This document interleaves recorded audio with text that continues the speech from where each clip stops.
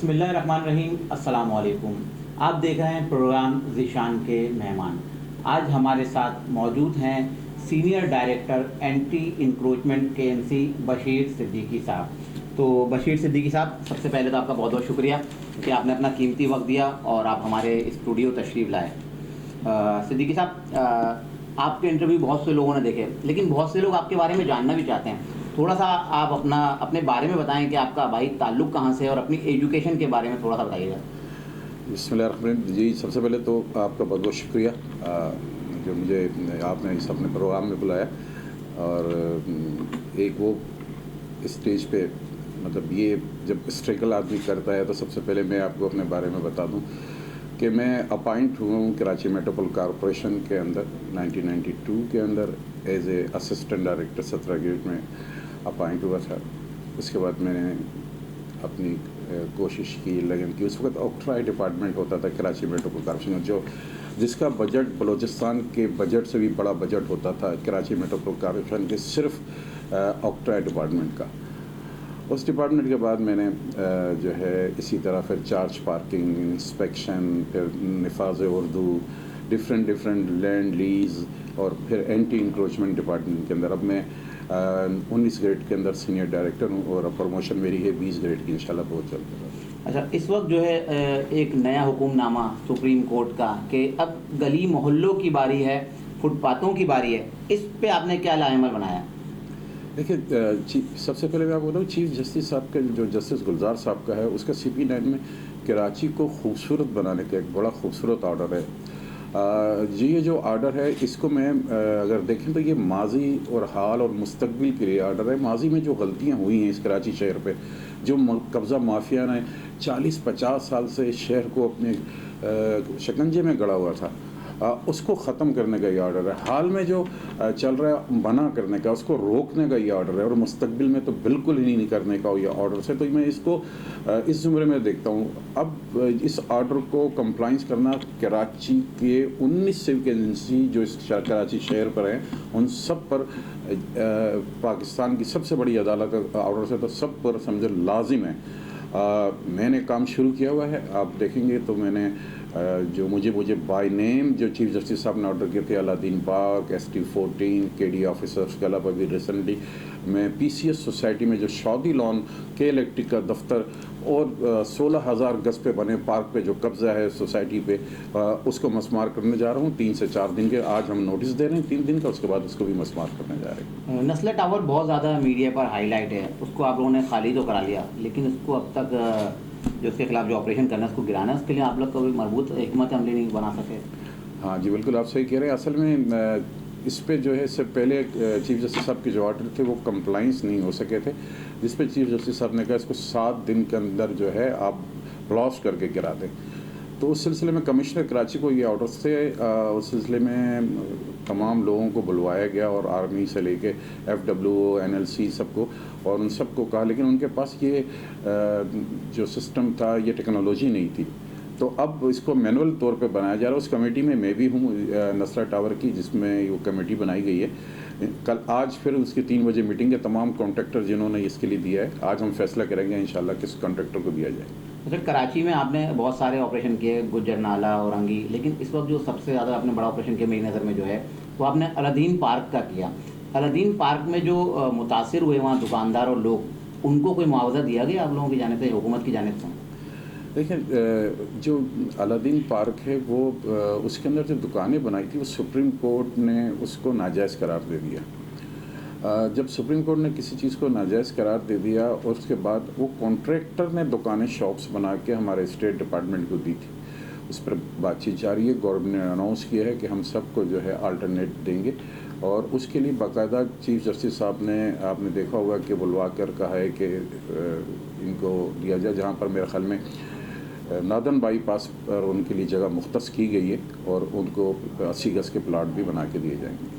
गुज्जर नाला और औरंगी नाले पे आप किस हद तक कार्रवाई कर चुके हैं और कितना ऑपरेशन वहाँ बाकी रह गया है? तो देखिए, गुज्जर नाला, महमूदाबाद नाला और औरंगी नाला ये कराची के सबसे बड़े नाले हैं, और जो पिछली बारिशों में जो कराची डूबा था, इन नालों की तजावुज़ात की वजह से डूबा था।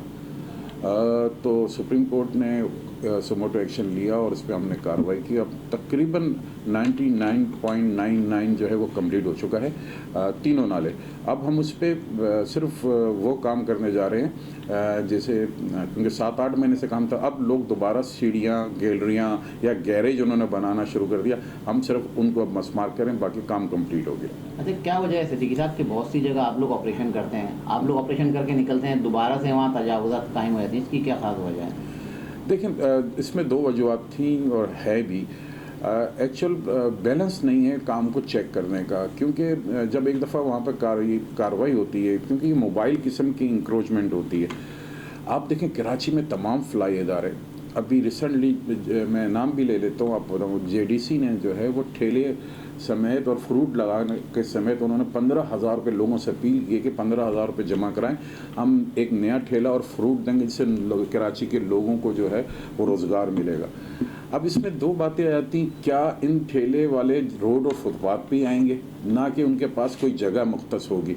तो ये भी एक इंक्रोचमेंट है जो जिसको हम हटाते हैं, तो उसके बाद तो हम हटाते हैं तो थोड़े दिनों में, थोड़ी देर में, बल्कि आप दूसरे दिन नहीं बल्कि हम हमारे ऑपरेशन के 1 घंटे बाद वो वापस आ जाते हैं। 100-150 ठेले वालों में से अगर हम 20-25 को पकड़ते हैं और 75 भाग जाते हैं, जैसे ही हम वहाँ से गुजरते हैं वापस जाते हैं तो आधे घंटे में वो वापस आ जाते हैं। तो इनके साथ हमारा आंख मचोली का जो है वो चक्कर चलता रहता है, क्योंकि इस पे अगर एक कानून बन जाए 144 का कि कोई भी इन रोडों के ऊपर किसी किस्म की मोबाइल इंक्रोचमेंट नहीं लगा सकता, तो मैं ये समझता हूँ इंशाअल्लाह ताला फिर ये जो है इंक्रोचमेंट ख़त्म हो सकती है। ये आपने आंख मचोली का खेल तो बताया, वो तो अपनी जगह।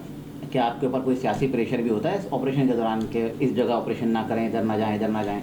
देखिए, बिल्कुल आप सही कह रहे हैं कि एंटी इंक्रोचमेंट की ड्राइव करना ऐसे ही है जैसे नंगी तलवार पे पैदल चलने के बराबर है। आपको जितने भी कब्ज़ा माफिया है वो किसी ना किसी का अम्ब्रेला लिए बैठे होते हैं, या किसी पॉलिटिकल जमात का अम्ब्रेला उनके पास होता है, या इससे पहले आप देखेंगे तो वो उनके हाथों में स्टे होता है। मतलब वो जानबूझ के जो है वो उनके एक ऐसा कब्ज़ा माफिया प्लान करता है कि आप तस्वर करें कि आपस में वो एक दूसरे के ख़िलाफ़ केस करके और स्टे ले लेते हैं। जब हम वहाँ कार्रवाई के लिए जाते हैं तो उनसे वो कहते हैं देखें हमारे पास स्टे है। तो अल्हम्दुलिल्लाह सुप्रीम कोर्ट ने ऑर्डर के ज़रिए तमाम स्टे कैंसिल किए, और जिसकी वजह से हमारे अब जो भी कार्रवाइयाँ हो रही हैं वो सक्सेस हो रही हैं। इतनी ख़तरनाक नौकरी है आपकी, इतनी ख़तरनाक जॉब है, आपके इतने दुश्मन हैं कि आपको फैमिली आपको नहीं कहती कि आप इस नौकरी आप कर रहे हैं, आपके इतने दुश्मन बन रहे हैं, आप छोड़ दीजिए, ये ना करिए? देखें, किसी ना किसी को जो है वो, क्योंकि मेरा ताल्लुक़ इस शहर कराची से है, मैं यहीं इस शहर में पैदा हुआ, हमें इस कराची शहर को ओन करना है और हमें ही इस कराची शहर को बचाना पड़ेगा। जिस तरीके से आप काम करते हैं, आप लोगों को धमकियाँ आती हैं, आप मुझसे ये सवाल कर रहे हैं, आपके लिए भी प्रॉब्लम्स है, लेकिन आप फिर भी काम कर रहे हैं। हम सब वो लोग जो इस कराची शहर को अपना समझते हैं, हमें जो है ये काम करना पड़ेगा, वरना ये कराची शहर दोबारा कब्ज़ा माफिया के पास चला जाएगा और इस शहर कराची हमारे आने वाली नस्लों के लिए जो है वो बिल्कुल ख़त्म हुआ होगा। कराची में कायम जो पुल्स हैं, ब्रिजेस हैं, इसके नीचे भी अक्सर औकात तजावुज़ात कायम रहती हैं, आप हटाते हैं और फिर वो लोग बैठ जाते हैं, किसकी इजाज़त से होता है ये? देखिए, आपने बिल्कुल सही कहा। आज ये सुप्रीम कोर्ट नहीं बल्कि हाई कोर्ट का ऑर्डर है कि किसी भी ब्रिज के नीचे किसी किस्म की कमर्शियल एक्टिविटीज़ नहीं हो सकती। ज़्यादातर आप देखेंगे हमारे फ्लाई इदारे, जिसमें मैं नाम लूँगा, आपके चैनल में बाकायदा में लिया है, जिसमें सुप्रीम कोर्ट ने बाकायदा उनको ऑर्डर, जितने भी फ्लाई इदारे हैं वो सब के सब उन पुलों के नीचे अपनी एम्बुलेंस खड़ी कर देते हैं या लोगों को खाना खिलाना शुरू कर देते हैं। उनका ही ज़्यादातर कब्ज़ा है। हमने हर दफ़ा उनको हटाया, लेकिन उनके लिए यही है कि जिस तरह चीफ जस्टिस साहब ने कहा है कि अगर आपको किसी की फ़लाई खिदमत करनी है तो कोई जगह ख़रीदें, ना कि सरकारी जगहों पे जो है वो काम करें। तो हमारी कार्रवाई उन पे जाती रहती। वही उनके साथ भी हमारा यही होता है कि जब हम उठाते हैं तो वो फिर वही कहते हैं हम गरीबों को खाना खिला रहे हैं, हमें खाना खिलाने का टाइम दे दिया जाए। इस किस्म के शहर में जो है मामला चल रहे होते हैं। अच्छा, जैसा कि KMC की जगहों पे जब कब्जे हो रहे हैं, पूरे तामीर रहते हैं, ज़ाहिर से होते हैं एक दिन में या घंटे में इतने हैं, जब वो कब्जे हो रहे होते हैं आप लोग उस वक्त कार्रवाई क्यों नहीं करते? जी बिल्कुल, आप सही कह रहे हैं कि ऐसे ही होता है कि मैंने जिस तरह बताया, कराची में कब्ज़ा माफिया एक प्लान के तहत कब्ज़ा करता था, या तो अम्ब्रेला लेता था पॉलिटिकल फर्स्ट, सेकंड जो है वही मैंने जिस तरह आपको बताया कि वो आपस में एक दूसरे से केस करके स्टे लेते थे, या कोई भी इदारा जो है उस पर कोई कार्रवाई नहीं कर सकता था। तो उस वजह से जो है हम कोई कार्रवाई अदालत की वजह से उस को नहीं कर सकते थे। लेकिन मैं फिर बता रहा हूँ आपको कि सुप्रीम कोर्ट का CP9 में इतना खूबसूरत ऑर्डर आ गया, उन्होंने क्लियर कर दिया कोई नाले, कोई फुटपाथ, कोई एमिनिटी प्लॉट, पार्क, ग्राउंड में किसी किस्म की भी कोई भी सरगर्मियाँ नहीं हो सकती। जस्ट लाइक जो है वो कमर्शियल एक्टिविटीज़ नहीं हो सकती और कोई मकान वगैरह भी नहीं बना सकता।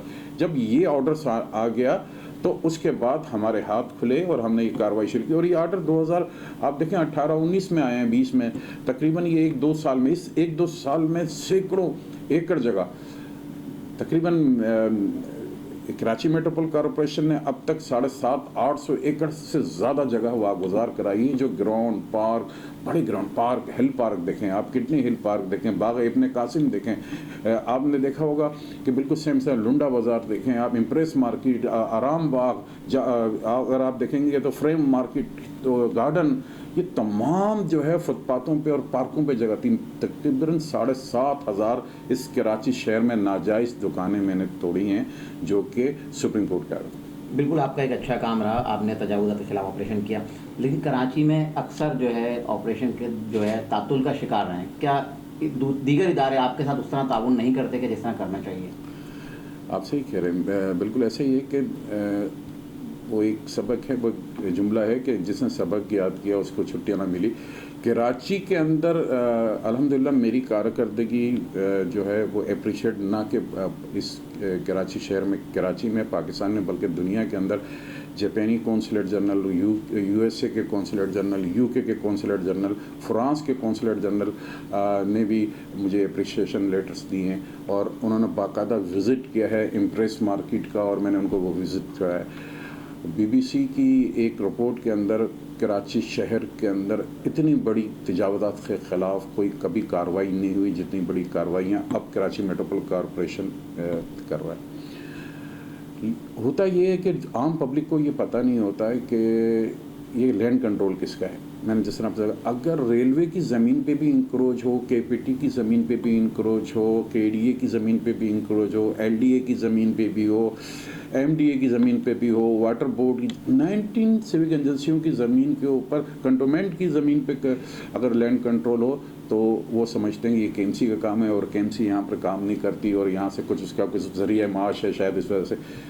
मैंने अल्हम्दुलिल्लाह जितनी मैंने सिविक एजेंसी की आपसे बात की, फेडरल से लेकर सूबाई गवर्नमेंट की, उन तमाम के साथ मावनत की है। मैंने कंटोनमेंट बोर्ड के लिए भी काम किया है, रेलवे के लिए भी काम किया है, रेवेन्यू के लिए भी काम किया है, KDA की भी ज़मीन पे काम किया है, लेकिन as per order by the supreme court. आपने बहुत सी जगह काम किया, लेकिन कुछ जगह ऐसी हैं, क्या ये सच है कि वहाँ आपको दुश्वारी का सामना है, जैसे कटी पहाड़ी हो गया, सराबोट हो गया, या इस तरह के दीगर इलाके?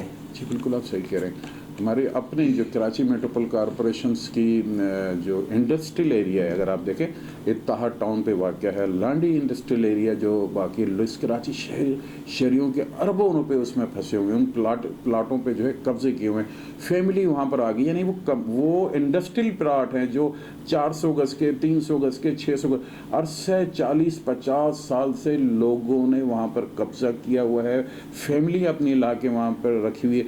फिर वही ह्यूमन राइट्स का मसला, प्रॉब्लम शुरू हो जाता है। एक अजीब सी कहानी है। मैंने आपसे जिक्र किया ना कि 40-50 साल का बिगाड़ है, इसको सही करने में कम से कम 2-4 साल तो लगेंगे।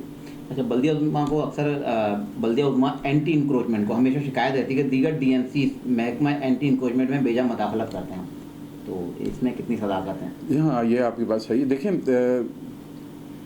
हमेशा कानून ये कहता है कि जिसका लैंड कंट्रोल हो, जो लैंड कंट्रोल एजेंसी है, जो मैं इसको आपके चैनल के तवज्जो से आसान लोग, ताकि तमाम लोग समझ सकें, जो लीज देने वाला डिपार्टमेंट हो, जो किसी घर को, दुकान को, एरिया को लीज दे सकता हो, वही एंटी इंक्रोचमेंट का ड्राइव कर सकता है, क्योंकि उसको पता होगा ये 200 गज का प्लाट है, इसको क्या नाम कहते हैं, लीज इतना है। अगर कोई दूसरा इदारा इसको ऑपरेशन करेगा तो उसको पता ही नहीं होगा, ये तो वो अगर उसने अपनी गैलरी बना दी 200 गज के अंदर, वो तो तोड़ने के लिए खड़ा हो जाएगा, क्योंकि उसको पता भी नहीं होगा।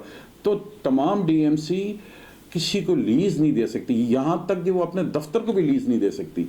तो जो इदारा अपने दफ्तर को लीज नहीं दे सकता, उसको उसके पास मैप नहीं है, उसके पास मास्टर प्लान नहीं है, तो वो उसको एंटी इंक्रोचमेंट ड्राइव करने का मैं समझता हूँ हक भी नहीं है और ये नाजायज़ है। कराची के शहरियों का इस वक्त सबसे बड़ा मसला ये जो होटल मालकान जो रात के औकात में सड़कों पे टेबल कुर्सियां रखकर और अपनी दीगर चीज़ें रख के सड़कें ब्लॉक कर देते हैं, और दूसरा एक पार्किंग माफिया, स्टैंड्स जो बने हुए हैं रक्षा बसों के जो मेन रोडों पे बनाए हुए हैं, क्या ये इंक्रोचमेंट में नहीं आता? 100% इंक्रोचमेंट है। और इसके लिए यहाँ कराची मेट्रोपॉलिटन कॉरपोरेशन ने आज से, जब से सुप्रीम कोर्ट का ऑर्डर है 2018 से, तमाम होटलिंग वालों को पहले नाइट सिटिंग के चालान देते थे, 2018 से तमाम चालान बंद कर दिए गए हैं, लेकिन इत्तेफाक से तमाम डीएमसी उनको चालान दे रही है। जब एक इदारा चालान देता हो, दूसरा इदारा उसको उठाने जाएगा तो बदमज़गी फैलती है लोगों के अंदर। ये बात आती है कि ये भी गवर्नमेंट का एक इदारा है, वो चालान दे रहा है। 2018 से कराची मेट्रोपॉलिटन कॉरपोरेशन तमाम होटलिंग के नाइट होटलिंग के चालान बंद कर दिए हैं as per order by the supreme court, जिस तरह आपने जिक्र किया। तो इसमें थोड़ी सी हमें भी प्रॉब्लम होती है, बिल्कुल इसी तरह। अगर कोई इंक्रोचमेंट के खिलाफ शिकायत करना है तो किस तरह से मुमकिन है कि आप तक कम से कम वो शिकायत तो पहुँचे ना, और जिस पर आप काम करें, कार्रवाई करें? देखिए, कराची मेट्रोपॉलिटन कॉरपोरेशन ने एंटी इंक्रोचमेंट डिपार्टमेंट ने एक बड़ा मुनज़्ज़म तरीके से जो है इस कराची शहर में, हमने इस कराची शहर को डिवीज़न वाइज जो है वो तकसीम किया हुआ है। हर डिवीज़न में मेरा एक 17 ग्रेड का अफसर डिप्टी डायरेक्टर मौजूद होता है और डिस्ट्रिक्ट में 18 ग्रेड का एक डायरेक्टर होता है। और हर डिवीज़न में हमारे दफ्तर कायम है, इलाकई लोग उनको तमाम लोग जानते हैं। अगर किसी को शिकायत करनी हो फौरी तौर पे, तो वो अपने इलाके के अंदर ही वहाँ पर उस ऑफिस में जाके जमा करा सकता है, दरख्वास्त कंप्लेन कर सकता है। और अगर उसको फौरी तौर पे ये ज़रूरत महसूस हो रही कि वहाँ पर उनके ख़िलाफ़ कोई कार्रवाई नहीं हो रही, या उनको, तो डायरेक्ट कराची मेट्रोपॉलिटन कॉरपोरेशन के हेड ऑफिस के अंदर मेरा ऑफिस है, वहाँ पर बाकायदा तौर पे एक सेल बनाया हुआ है हमने, जो कि कंप्लेन सेल है, वो फौरी तौर पे उनसे कंप्लेन लेके इंशाल्लाह कार्रवाई करते हैं। कोई एक मैसेज जो आप हमारे चैनल के तवज्जो से बाहैसियत डायरेक्टर एंटी इंक्रोचमेंट KMC आप देना चाहें कराची के अवाम को? देखिए, जिस तरह आपका ये मैंने अभी ऑफिस देखा, आप देखिए जैसे आप लोग खूबसूरत, आपका ऑफिस खूबसूरत, ये अंदाज़ शहर जो हम चाहते हैं, ये अंदाज़ शहर कराची, इसका अंदाज़ वही पुराना आला हो, खूबसूरत कराची। हम इस शहर को ओन करें, हम इस शहर को अपना समझें।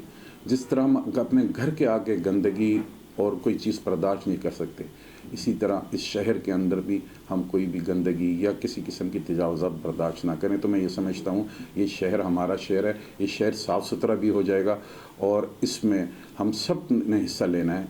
तो हम इस शहर को खूबसूरत बनाएं, इस शहर को ओन करें। बहुत बहुत शुक्रिया। हमारे साथ मौजूद थे senior director anti encroachment KMC Bashir Siddiqui साहब। हमने इनके बारे में और इनके काम के बारे में जाना और इनसे बहुत सारे सवालात किए, जिनका जवाब इन्होंने बहुत खूबसूरत अंदाज में दिया। इंशाल्लाह नए प्रोग्राम में नए मेहमान के साथ फिर हाजिर हों, तब तक के लिए इजाज़त दीजिए। अल्लाह हाफ़िज़।